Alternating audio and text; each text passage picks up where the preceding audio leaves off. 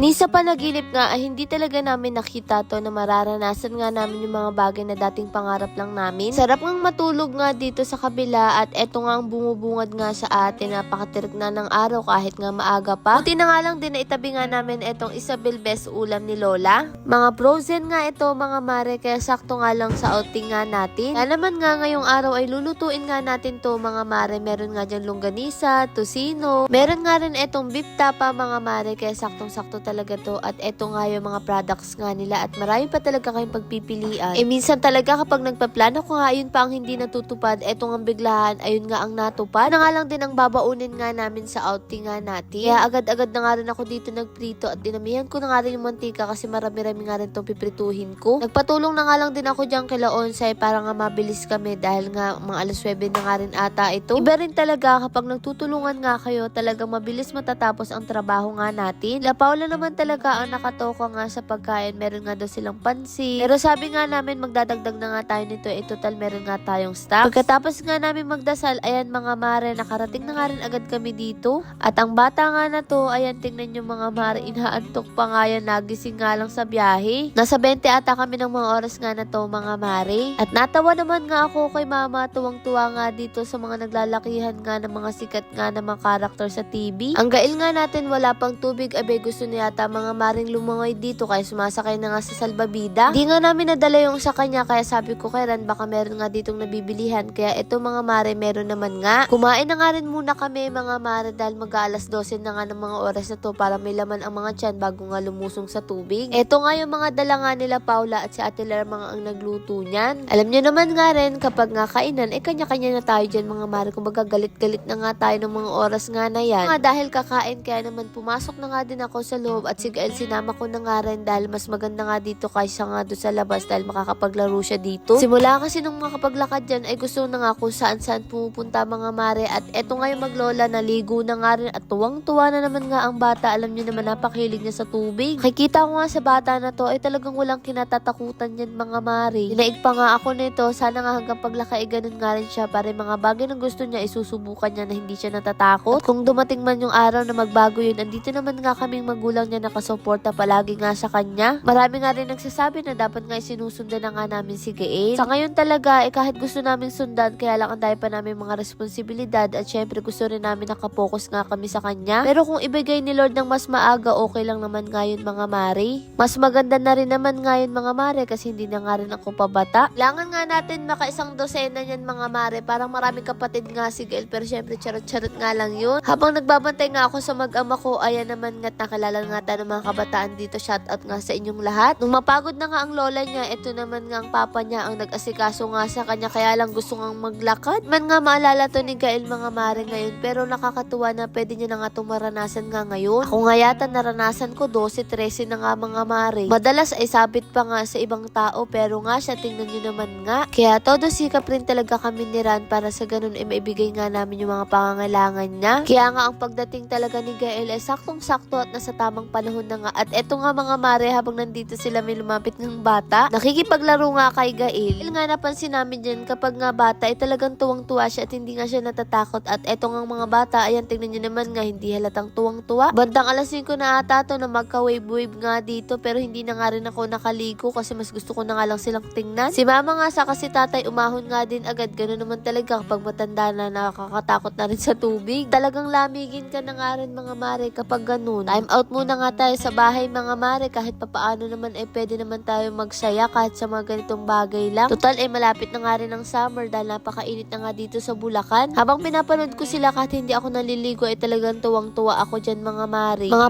5:30 ay umuwi na nga rin kami para hindi nga kami gabihin sa daan. Lord maraming pong salamat sa lahat ng blessing at syempre sa inyo mga mare. Paano ba yun bukas na lang ulit?